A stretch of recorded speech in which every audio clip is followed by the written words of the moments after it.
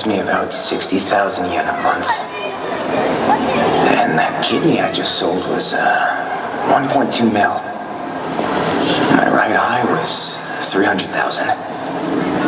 Sold one of my nuts too. How much did that go for again? Not even 100K, I think.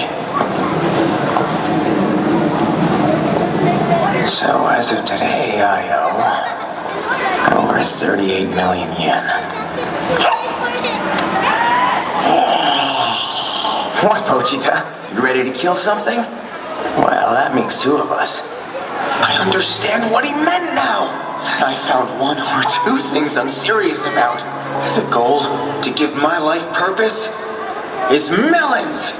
As in the fruit? Idiot. At least try to pay attention. To what?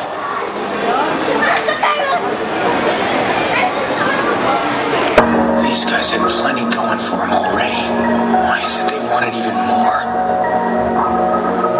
Maybe we're alike. Pochita made me happy and that should have been enough.